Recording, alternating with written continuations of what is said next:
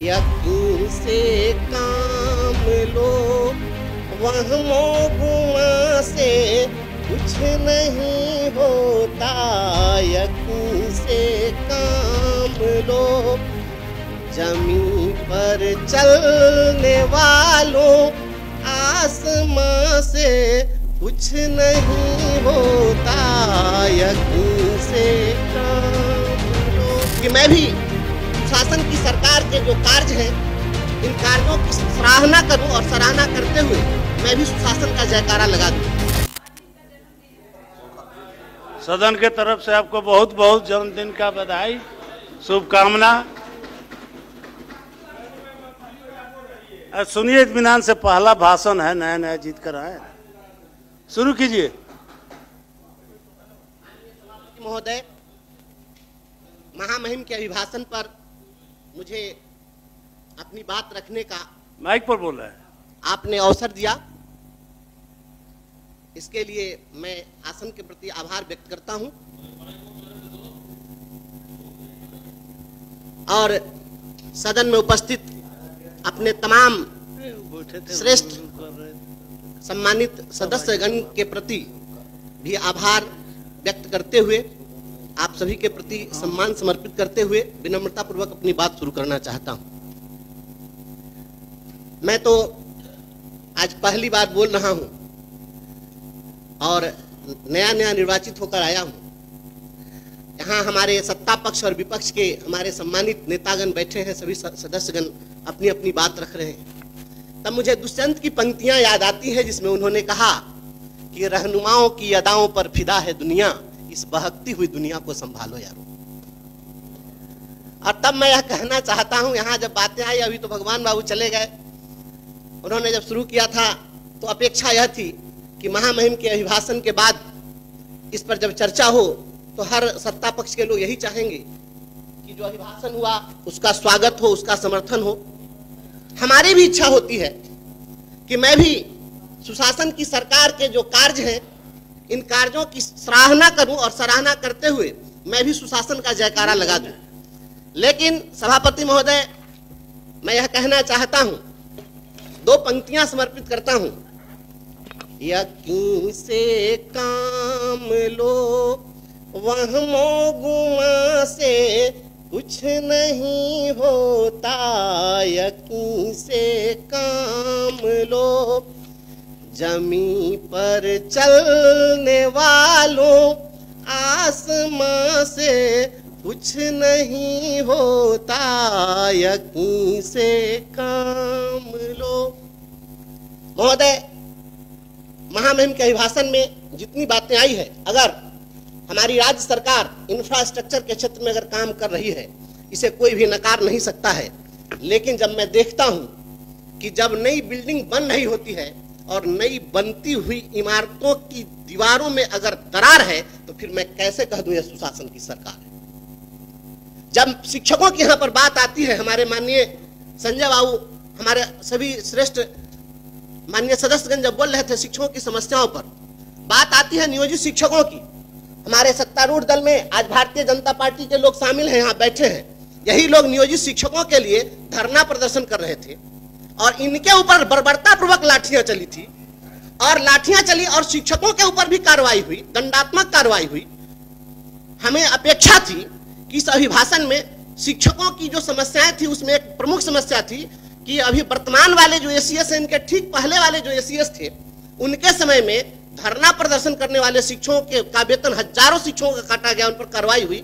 इसके संबंध में भी कुछ चर्चा उस पर होगी, क्योंकि मैं समझ रहा था कि और कोई कुछ कहे न कहे, भारतीय जनता पार्टी के लोग तो शिक्षकों के हित ऐसे हैं, क्योंकि इतनी लाठी कोई नहीं खाए आज तक के इतिहास में। लेकिन जब मैं देखता हूं बात यहाँ पर चली है, विपक्ष के लोगों ने यहाँ पर जब बात उठाई कि अंबेडकर साहब ने संविधान दिया, अधिकार दिया, तो यहाँ बात हुई कि हम उन अधिकारों की रक्षा कर रहे हैं। तो धरना प्रदर्शन तो संवैधानिक अधिकार था महोदय, और शिक्षकों ने जब धरना प्रदर्शन किया तो उसके ऊपर जब प्रहार हुआ, तब मुझे लगता है कि सुशासन की सरकार है और संवैधानिक अधिकारों पर हो रहा प्रहार है। तो मैं कैसे कह दूं सुशासन की सरकार। महोदय, जब महोदय मैं छोटा सदस्य, मुझे बोलने दिया जाए।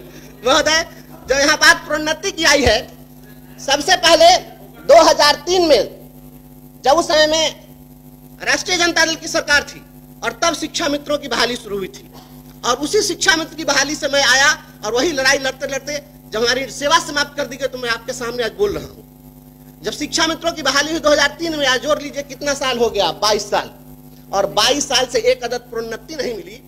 मैं बहुत ही यहाँ पर दुख के साथ कह रहा हूं।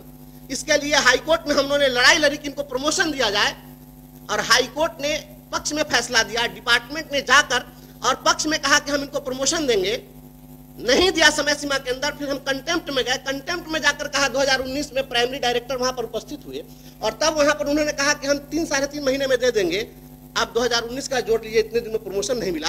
तब मुझे महोदय यह कहना पड़ रहा है कि अभिभाषण में इस बात को शामिल किया जाना चाहिए। अगर आप शिक्षकों के सच्चे हितैषी हैं तो यह शामिल होना चाहिए था कि इनको प्रोन्नति दी जाएगी। और मैं समझता हूं कि जहां यह अपेक्षा है आपके जयकारा लगाने की, तो जहां पर हाई कोर्ट भी लाचार है तो फिर मैं कैसे कह दूं ये सुशासन की सरकार है। इसलिए महोदय और माननीय मुख्यमंत्री हमारे आदरणीय श्री नीतीश कुमार जी समाज सुधार के लिए भी जाने जाते हैं। अपना पॉइंट देख रहे हैं जी, पॉइंट है इसमें। आप जो बात जी, तो 2 मिनट और समय है जी, बस मैं बहुत ज्यादा लंबा नहीं बोलूंगा महोदय, मैं बहुत ज्यादा बोलने के पक्ष में नहीं हूं। मैं ऐसा कुछ नहीं है, सभी लोग बोल चुके हुए हैं। लेकिन महोदय हमें अपेक्षा थी, एक बहुत बड़ी समस्या है और आप सभी लोगों से मैं चाहूंगा कि इस बात का समर्थन होना चाहिए कि अपने समाज में अभी बहुअर्थी गाने बजाए जाते हैं। बहुत सारी सामाजिक कुरीतियों के खिलाफ माननीय मुख्यमंत्री जी ने काम किया है, और अभी उन गानों के चलते, बहुअर्थी गानों के चलते गांव घर में झगड़ा होता है, दंगा होता है, मारपीट होती है और वहां पर हर्ष फायरिंग होती है। इस पर भी हमें अपेक्षा थी कि इस पर भी, इसको प्रतिबंधित करने के लिए कहीं ना कहीं कोई चर्चा इस पर होनी चाहिए थी। जब यहाँ पर बात आई है, रोजगार की बात आई है, यहाँ पर बहन शशि जी बोल रही है, बार बार इन सभी लोगों का सवाल आ रहा है रोजी रोजगार की। इस देश के अंदर में एक योजना है रोजगार गारंटी योजना, और रोजगार गारंटी योजना के तहत एक इलिटरेट, अंगूठा छाप, अकुशल अगर कोई मजदूर श्रमिक है उसके भी रोजगार के गारंटी की बात होती है। माननीय मुख्यमंत्री जी रोजगार की दिशा में बहुत काम कर रहे हैं, तो इस देश के अंदर में अगर अकुशल, अंगूठा छाप, अशिक्षित लोगों के लिए रोजगार के गारंटी की बात होती है तो स्नातक जो पास है उनके स्नातकों के रोजगार की गारंटी की बात क्यों नहीं होती है। इससे तो अच्छा है कि स्नातक न करके अगर अंगूठा छाप रहते तो उनको रोजगार मिल जाता। तो हमें अपेक्षा थी कि सभी स्नातकों के रोजगार की गारंटी सुनिश्चित करने की बात इसमें होनी चाहिए थी, ऐसी हमारी अपेक्षा थी। और महोदय बात वित्त रहित गुरुजनों की आई है, आदरणीय संजय बाबू ने बातें यहाँ पर कही है।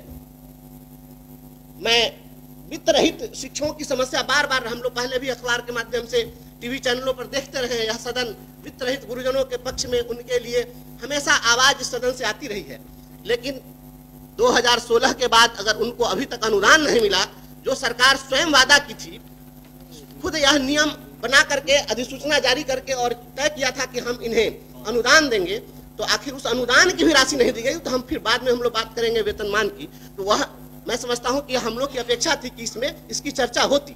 आउटसोर्सिंग कर्मियों की बात हुई है, कितना बड़ा शोषण हो रहा है इस राज्य के अंदर। आप सभी लोग इस चीज से भली भांति अवगत हैं कि आउटसोर्सिंग एजेंसियों के माध्यम से, जी मैं समाप्त कर रहा हूँ, आउटसोर्सिंग एजेंसियों के माध्यम से 5 में फिर सदन की सहमति सभापति महोदय मैं तुरंत समाप्त कर देता हूँ, बस 1 मिनट में सहमति लेनी पड़ेगी, टाइम बढ़ाना पड़ेगा। जी, मैं तुरंत समाप्त करता हूँ। तो आउटसोर्सिंग एजेंसियों को जो छूट दे दी गई है, तो क्या शोषण का अधिकार दे दिया गया है कि आप 8,000 और 7,000 पर काम लीजिए, इस पर रोक लगनी चाहिए। और मैं इस शब्द के साथ बात समाप्त करता हूं कि जब तक रोटी के प्रश्नों पर धरा रहेगा भारी पत्थर, बातें नहीं बनाना तुम मेरी गली में खुशी खोजने कभी अगर जो आना। इसको भी जुड़वाना चाहते हैं, इसको भी। धन्यवाद। राज्यपाल के यहाँ ये भी पहुंचाना चाहते हैं। मैं भावना व्यक्त किया, आपने समय दिया, समाप्त करें। Thank you.